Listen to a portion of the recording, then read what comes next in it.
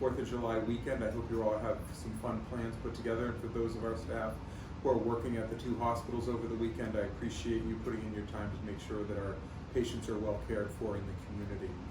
Before we get to our usual COVID stat updates, I have Karen Ostagai here from Watkins 1 in our ICU. She's the nursing nursing manager on those units. And I thought it'd be great to have her join us today just to talk a little bit about what's going on. Is we've seen a decline in the COVID population overall, and how that our staff and those units and patients have been doing throughout the pandemic and where we are today. So just welcome, glad to have you here. Thank you. It's been quite a relief the past few weeks. We haven't had any COVID patients. Yes, knock on wood. We hope to keep it that way. I hope everybody's getting their vaccines. If they haven't gotten them, please remember though, if you do get the vaccine, stay away from people who might be sick. You still have to take precautions. You can still get COVID, but hopefully you don't come and visit me with the vaccine. That's the whole idea of it. If you're immunocompromised, you absolutely should think twice about being out with people or even coming to the hospital, because amazingly, people have different diseases here at the hospital other than COVID.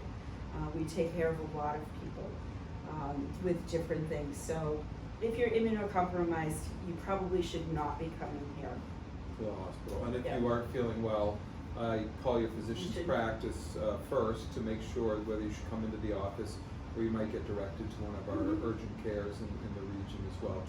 So it's always good to check in with your primary care physician going on. And also, clearly the level of vaccine in our community, the number of people who have, and in the whole Commonwealth, has definitely brought the disease load down and taken a lot of the burden off hospitals. But I think I saw today that Massachusetts is around 4.2 million, 4.3 million vaccinated, at least one dose, I think, and about 4.4 fully vaccinated. But we still have a long way to go, especially in the from 12 and up to early 40s. It seems that our senior population is really well vaccinated, highly vaccinated as a percentage. But as you come down, we're seeing that change. Yep. And I want to say that like our last few patients have been on the younger side that have been in with COVID. They all went home, which was great. But that's kind of what we're seeing. Hadn't quite gotten the vaccine yet. So again, get that vaccine if you can get that. Talk with your doctor if you're unsure. Certainly you can talk to any of us here. We're more than willing to talk to people about it and help you get through this. We were all nervous to get this. I got my vaccine. First vaccine in December. We were both in this. Second in January. Yep. And I think I just had a little bit of vacation travel, and I'm surprised to see how many people are waiting. I don't know what they're waiting for. And these are people that work in service industries that have young children. They don't understand that they could be the carrier that takes that. And so it's not those who are vaccinated that are going to be the carriers of the variants. It's really going to be those younger population that are hesitant for whatever reason. I've even had conversations with people who know that they're going to college in the fall and are going to be required to be vaccinated to go to college.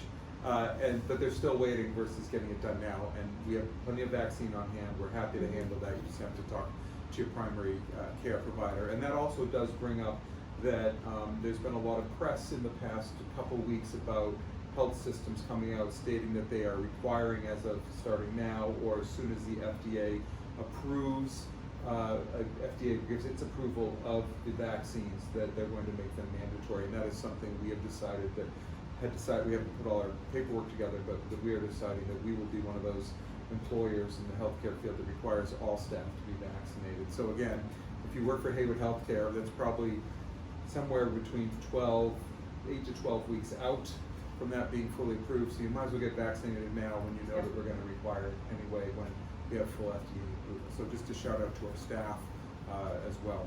Anything else you want to share about what's going on Watkins 1 or ICU? I think a lot of the people in the community who see this know the names of the units because we talk about them every time. If we want to actually just go today, as you said, we have no COVID positive patients on anywhere in the hospital at this little moment in time, and that our 7-day positive rolling average is 0.5% versus the stated 0.36. I can't remember the last time we were that close to the state after being ahead and doing so well, and then falling backwards. So kudos to our region for doing all the things they need to do. But you've got a great team. Great team that is taking vacations. It's really nice to walk down the hall.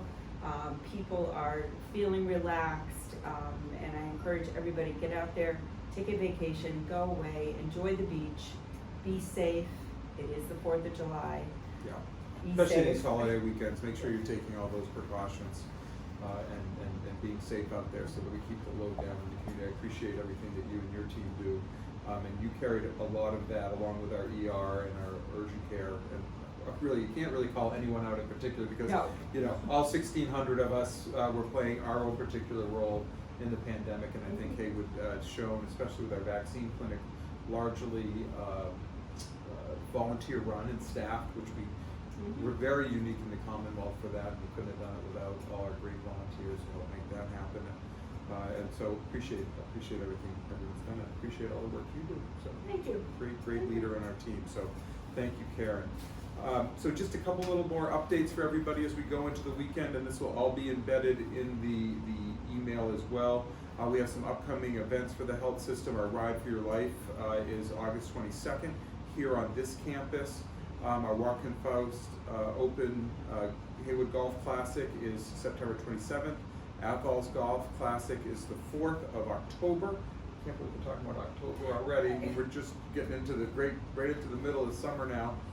I told you about our testing, that we are at 84,538 tests that we have done through our lab service, which is amazing. And then I have a great letter that's embedded for staff here from Jeannie Sanborn, really talking about supporting two of our primary physicians, Dr. Mohan and Dr. KP, for their citizenship and formal citizenship in the United States, and her support of that. And so please take a look at that. There's some challenges, you know, at the federal level to get some of the citizenship work done, and Jeannie has been working tirelessly on that, and we really appreciate everything that she's doing around that.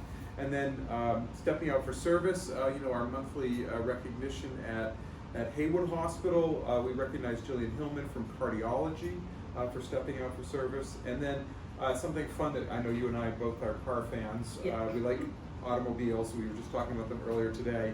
The North Quabbin Cruisers hosts a car show at Market Basket in Athol every Wednesday from 4 to 8 p.m. The July 14th show is dedicated to healthcare workers. Please mark this event on your calendar. Bring your classic car to show off and spread the word that this weekly event is being dedicated to all healthcare workers. So it's great. Our friends at Market Basket, the DeMoulas family, incredibly supportive, especially at Athol Hospital and the construction there. They were one of the first major donors that made Athol's construction and reconstruction possible. So a shout out to everybody and thank them for that and hosting that. And I think other than just letting everyone know that Governor Baker's latest update is here in our report, and there'll be a link for it there as we head into the 4th of July weekend. I appreciate everything everyone does, especially you, Karen, and your team, as we head into the holiday weekend and continue our journey to be one of the best community-owned health systems in America. Take care.